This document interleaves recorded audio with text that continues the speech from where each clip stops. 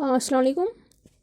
तो आज हम बायोलॉजी सेक्शन पे आकर बात करेंगे, क्योंकि फ़िज़िक्स का हुआ था वो ग्रेविटेशन। इंशाल्लाह कंटिन्यू वो भी रखेंगे, लेकिन पहले मैं बायोलॉजी के बारे में कुछ कहूँगी, क्योंकि एक ही सब्जेक्ट नीट के लिए इंपॉर्टेंट नहीं है। तीनों सब्जेक्ट बराबर बराबर के हिस्सेदार हैं और ज़्यादा हिस्सेदार बायोलॉजी ही है यहाँ, बिकॉज़ उनको मिलाकर दोनों को 90 मार्क्स हैं। इनको इसको सिंगल में, मतलब बायोलॉजी को सिंगल में 45 बॉटनी के एंड 45 जोलॉजी के, ठीक है। पॉइंट्स आते हैं क्वेश्चन इतने इतने। एंड सबसे पहले मैं बोलूँगी कि एनसीईआरटी को पढ़ना किस अंदाज से है, समझना किस अंदाज से है। ये फर्स्ट टॉपिक है, फर्स्ट चैप्टर है आपके एनसीईआरटी का, डाइवर्सिटी। एंड इसमें सबसे पहला टॉपिक है व्हाट इज लिविंग। एंड मैं समझाऊंगी कि पहले किस अंदाज में हम पढ़ेंगे इसको, ठीक है। And the reason behind every success is well guidance, right? And it's not important how much you learn. It's independent upon quantity but upon quality, but dependent upon quality. You know why? Because some students क्या करते हैं कि वो ज़्यादा पढ़ते हैं, लेकिन उनको पता ही नहीं होता हमने क्या पढ़ा, कैसे पढ़ा, याद कुछ नहीं रहता है। इसीलिए कम पढ़ो और समझ समझ के पढ़ो, ठीक है। जितना पढ़ोगे उतना ही, मतलब जिनसे आपको लगेगा मेरी इस पॉइंट से सिलेक्शन होगी, उतना ही पढ़ो, लेकिन उसको अच्छे से पढ़ो, ठीक है। आपको ज़रूरी कोई टॉपर बनने की ज़रूरत नहीं है, लेकिन सबसे पहले अपने सिलेक्शन देखो एंड अपनी मेमोरी पावर देखो। आप जान जाओ अपने आप को कि आप कितना कर सकते हो, आप कितना रट्टा मार सकते हो, ठीक है। और मैं आपको बोलूँगी बायोलॉजी को सब बोलते हैं एनसीईआरटी एनसीईआरटी एनसीईआरटी, लेकिन रट्टा मारने वाली चीज़ यहाँ है नहीं, ठीक है। इसको कैसे करेंगे? सबसे पहले आपको दिया हुआ टॉपिक है व्हाट इज लिविंग, ठीक है। आप ट्राई करोगे अगर उसको एक बार रीडिंग लगा लो डायरेक्टली, यस रीडिंग लगाओ जिस तरह लिखा है पे when we try to define living we conventionally look for distinctive characteristics exhibit by living organisms, that's growth, reproduction, ability to sense environment and mount a suitable response come to our mind immediately as unique feature of living organism, right? You can see here that is what are the features of living, what are the characteristics of living being। एक life जो Burgess करता है, मतलब उसके characters क्या हो सकते हैं, क्या इनको आप हाईलाइट कर सकते हैं। One can add few more features like metabolism, ability to self replicate, self organise, interact and emergence list. You can see how should you have to learn your NCERT. Let us try to understand each of these. अब पहले उसने बोला कि ये points हम पढ़ेंगे, नीचे जाके इनको अंडरस्टैंड कराएगा। लाइक ग्रो, जो लिविंग ऑर्गेनिज्म वो ग्रो करते हैं वो हमें पता है, लेकिन हमें नहीं पता ये मतलब ट्विन कैरेक्टर्स ऑफ ग्रोथ जो हाईलाइट करके दिख रहा है आपको नीचे लास्ट लाइन में। इसी में क्या बोला है इसने, मतलब ट्विन कैरेक्टर्स ऑफ ग्रोथ क्या है ये आपको याद रखना, ठीक है। ये आपको याद रखना है, मतलब इंक्रीज इन मास, या तो मास बढ़ जाएगा या तो इंडिविजुअल्स, नंबर ऑफ इंडिविजुअल्स बढ़ जाएंगे, ठीक है। उसको भी हम क्या बोल सकते हैं, ये ट्विन कैरेक्टर्स ऑफ ग्रोथ है। अब आपको क्या करना है, अब आपने इतना पढ़ा, मान ली कि एक पैराग्राफ था, ठीक है। ये एक पैरा नहीं है, ये आधा ही है, लेकिन मैं आपको मतलब समझाने के लिए बोल रही हूँ, ठीक है। आपने इतना पढ़ा, आपको क्या करना है, अब आपको एनसीईआरटी फिंगर टिप्स पे जाना है, ठीक है। वो ये रही आपके एनसीईआरटी फिंगर टिप्स। अब आप देखोगे कि इसमें क्वेश्चन किस मिजाज से पूछे जाते हैं, ठीक है। क्वेश्चन इस मिजाज से पूछे जाते हैं, आप देख सकते हैं question number 2 what is living का ही है। Which two of the below given points are known as twin characteristics of growth. पहले इंक्रीज इन मास है, ये एक है, ठीक है, क्योंकि मैंने बोला आपको increase in mass and increase in number of individuals twin characteristics of growth है। सेलुलर ऑर्गेनाइजेशन, सेलुलर डिफरेंशिएशन, मैंने ये सब नहीं बोला ना, that means first and second है, इसका ऑप्शन ए है, right. You can see your own NCERT finger tips from where you can easily check this question, right? And it is important for biology section, you should have NCERT and NCERT at fingertips, और कोई book हो सकती है, लेकिन मेरे ख्याल से NCERT at fingertips enough है, ठीक है, अच्छी है। In plants growth occurs where in animals it occurs dash, ठीक। प्लांट्स में ग्रोथ क्या होती है, प्लांट्स आप बड़े देखते हो कि इंसान बड़े होते हैं, प्लांट ज़्यादा बड़े होते हैं, ठीक है। मैं उन बड़े बड़े प्लांट्स की बात कर रही हूँ। बड़े प्लांट्स को देखो, आप दिमाग में लाओ, और उनमें से मुझे लगता है कि प्लांट्स की ग्रोथ होती है अनलिमिटेड होती है, एंड एनिमल्स की होती है वो लिमिटेड होती है। प्लांट्स की ग्रोथ कंटिन्यूसली है, only up to certain age, animals certain age तक बढ़ते हैं। जिस तरह हम बोलते हैं कि टीन्स तक बढ़ते हैं, टीन्स में 20 तक बढ़ते हैं हम, फिर हमारी हाइट जो है वो बढ़ना स्टॉप हो जाता है, ठीक है।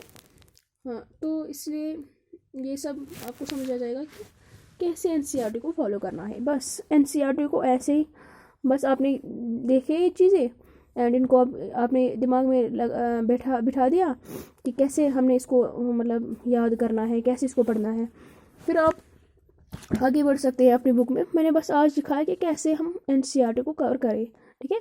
मोस्ट ऑफ द टॉपर्स बोलते हैं कि एनसीईआरटी एनसीईआरटी, लेकिन टॉपर्स ये नहीं बोलते हैं कि एनसीईआरटी को किस नज़रिए से पढ़ते थे, ठीक है। एज पर I am not Hindu, I am Muslim and I am from Kashmir, and I am able to speak everything in Kashmiri. I was ready to speak everything in Kashmiri, but friends didn't let me to speak something in Kashmiri because they tell me that our own Kashmiri is degrading this language, right? I think I have no problem because of this. I am also able to speak every point in English, but I still use Kashmiri because I like to speak Kashmiri as its mother tongue, right? یِتھَے کٔنۍ چھِ أسۍ پَنٕنۍ problems گژھان تہٕ أسۍ چھِنہٕ پَتہٕ این سی آر ٹی یَس ہٮ۪کان سَمجھِتھ کِہیٖنۍ تہِ نہٕ، اینڈ سۄ چھِ واریاہ پرٛابلِم کَران اَسہِ اگر نہٕ اَسہِ بَیولجی سیٚکشَن چھُ آسان اَسہِ اَتھ منٛز چھِ آسان اَسہِ این سی آر ٹی ضروٗری پَرٕنۍ، لاین باے لاین چھِ آسان ریٖڈ کَرٕنۍ، سٲری چھِ وَنان لاین باے لاین چھِ ریٖڈ کَرٕنۍ، مگر کَتہِ چھِ سورُے تھاوُن یاد، یہِ کہاں رکھنا تھا یاد، رائٹ؟ آپ نے گوٹا مار لیا ہوتا wonderful is living world, right? How wonderful is the living world, the wide range of living types is amazing, یہ تو پتہ ہی ہے ونڈرفل ورلڈ ہے ہی، اس کو کیا رٹا مارنا تھا، رٹے مارتے جاؤ ہاں ونڈرفل، جس طرح قرآن لگتے قرآن کیا، بٹ میں نہیں کرتی تھی، مجھے بچپن سے یہ ہیبٹ تھا، میں چیزوں کو سمجھتی تھی، مجھے کم مارکس آتے تھے، میں ایوریج اسٹوڈنٹ تھی اسکول میں، لیکن میں چیزوں کو سمجھتی تھی، کم ہی کر جاتی تھی اپنے دم پہ، کسی اور کے دم پہ نہیں، ٹھیک ہے۔ اب آپ اپنی بک میں آگے بڑھ جاؤ، ملٹی سیلولر آرگنزم دیکھو، ملٹی سیلولر آرگنزمز کیسے سے مطلب گرو کریں گے، یونی سیلولر کیسے گرو کریں گے، جہاں پہ ایسے لکھا ہے آپ دیکھ سکتے ہو کہ لکھا ہے، ہر ایک چیز لکھی ہے یہاں پہ، آپ اس کو مطلب لکھ کے مطلب ایسے کرو کہ آپ کو کیا ہو جائے، آپ کو کوئی پرابلم نہ ہو جائے اسے سمجھنے میں، آپ اس کو مطلب آپ کو پتہ ہے یہاں پہ پھر آیا ہے دوسرا ٹاپک ریپروڈکشن بھی، ریپروڈکشن یہ مطلب لائف پروسیس میں امپورٹنٹ نہیں ہے، ٹھیک ہے، کیونکہ ہم ریپروڈکشن کے بنا بھی زندہ رہ سکتے ہیں، ٹھیک ہے۔ البتہ ہمیں اب یاد رکھنا ہے کہ پلینیریا کون سی مطلب ریپروڈکس کیسے ہوتا ہے، پلینیریا ٹرو ریجنریشن کی وجہ سے ہوتا ہے، جس طرح لکھ کے رکھا ہے میں نے سائڈ میں، این سی آر ٹی پہ مجھے سب کچھ لکھ کے ہے، آپ دیکھ سکتے ہیں پلینیریا یہاں پہ ہے، پلینیریا ہے، دیکھ سکتے ہو پلینیریا we observe in پلینیریا we observe true regeneration, ٹھیک ہے، جس طرح میں نے یہاں پہ لکھا ہے directly پلینیریا is equal to true regeneration. اب آپ ایسے ہی طریقے سے این سی آر ٹی کے بڑے بڑے نوٹس کو چھوٹی چیزوں میں کنورٹ کر کے یاد رکھ سکتے ہو، ٹھیک ہے۔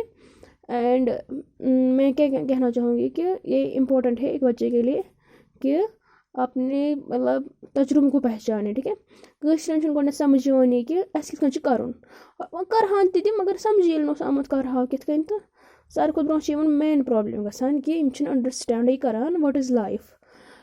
آپ دیکھ سکتے ہو نا یہاں پہ، رکو ایک منٹ، آپ نے کسی بچے نے یہ نہیں دیکھا ہوگا، ٹھیک ہے، میں نے اس چیز کو اچھے سے سمجھا، ٹھیک ہے، ویٹ، یہ کہتا ہے کہ یہ جو لائف ہے یہ مطلب ہے کہ یہ لائف ہے یہ دو پارٹس پہ مطلب مشتمل ہے، ٹھیک ہے، دو چیزوں سے ہم اس کو مطلب ڈیفائن کر سکتے ہیں۔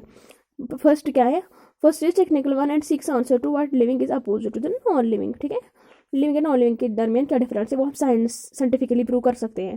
And second is philosophical one and sex the answer what the purpose of life is, life کا کیا پرپز ہے، اللہ تعالیٰ نے آپ کو کیوں بنایا، کیا اللہ تعالیٰ نے آپ کو اس لیے بنایا کہ آپ اپنے ماں باپ کے لیے بوجھ بن کے کھڑے رہو، اپنے ماں باپ کے لیے مصیبت بن کے کھڑے رہو، نو، اللہ تعالیٰ نے آپ کو اس لیے بنایا کہ آپ اپنی محنت کر کے اپنے پیروں پہ کھڑے ہو کے اب مطلب ایک تو اپنے فیلڈ کے ساتھ وفادار رہو، آپ اپنے فیلڈ کے ساتھ وفادار رہو، پھر دیکھنا کہ آپ کو سکسیز ڈیفینیٹلی ملیں گے انشاءاللہ۔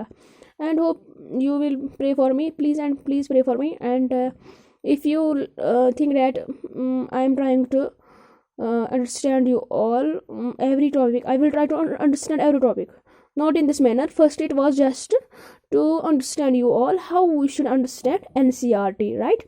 I can tell you I was able to go for any topic, but I still use this in order to, I can tell you that how should you have to read your NCERT.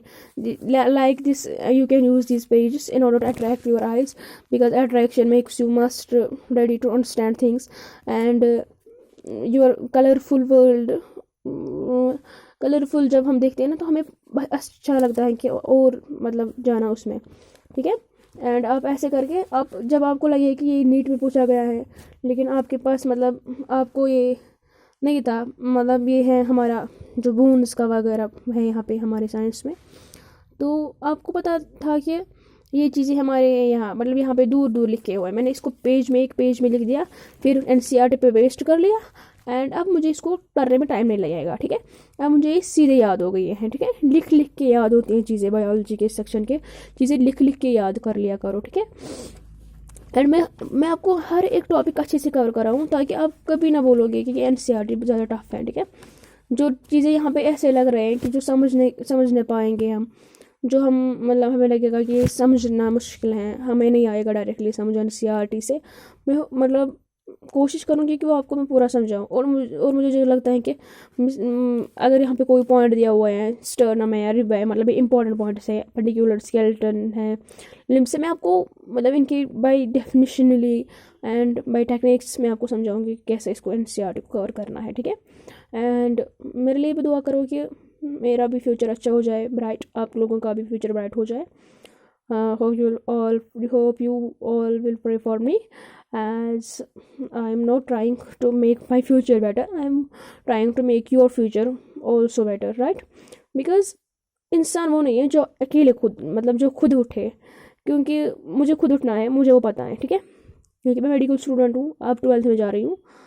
हाँ, तो मुझे पता है कि मुझे खुद उठना है, ठीक है, मुझे खुद करना है लाइफ में कुछ बहुत बड़ा, मतलब मेडिकल स्ट्रीम में आई हूँ, मुझे अब लाइफ में कुछ करना है, कुछ पाना है, मतलब डॉक्टर बनना है इंशाल्लाह ताला, मेरा एम डॉक्टर ही है। लेकिन मैं चाहती हूँ कि मेरे साथ साथ ये जो कश्मीर में पढ़े बच्चे जिनको नहीं पता है कि व्हाट इज़ बुक रीडिंग, जिनको नहीं पता होता कि पढ़ने में कितना मज़ा है, मतलब मुझे भी पहले पता नहीं होता था कि ये पढ़ाई क्या होती है। हाँ, होता है हर इंसान के साथ ऐसा ही, पता नहीं होता है कि कैसे चीज़ों को समझे, कैसे करें, लेकिन ये इम्पोर्टेंट है कि आप कैसे चीज़ों को, आप किस नज़रिए से चीज़ों को देखोगे, ठीक है। तो सबसे पहले आप क्या करो कि आप NCERT को ढंग से समझो, फिर देखो कि यार लाइफ में कितना मज़ा है, ठीक है। लाइफ में फिर ये जो ऐशो अशरत आप सोचते हो ना आज, इसको साइड में डाल दो, एंड आप आज मेहनत कर लो, कल देखो कितना फ्रूटफुल रिजल्ट मिलेगा आपको, ठीक है। एंड मुझे नहीं लगता कि ये जो मतलब हाँ हम इंसान लोग समझते हैं, मतलब टीन उसमें ज़्यादा प्रॉब्लम होती है, हम चाहते हैं कि हम खेलें फ्रेंड्स के साथ, मज़े ले वगैरह, वो करें, लेकिन सब कुछ पॉसिबल होगा फ्यूचर में तुम्हारे, आप भरोसा तो रखो, अब देखो कि कितना मज़ा है। और पहले पढ़ो, मैं आपको टाइम टेबल भी दूंगी, अब पढ़ो, पढ़ना है मस्ट, यहाँ कोई आपको मेरे लेक्चर से कोई सिलेक्शन वलेक्शन नहीं मिलने वाला। अब जाओ किसी भी ऐप को फॉलो कर लो, अनअकैडमी हो, फिजिक्स वाला हो, जो भी ऐप हो, आपको कोई मतलब जो भी यूट्यूब चैनल हो, आपको कोई बेनिफिट नहीं मिलने वाला, मोटिवेशनल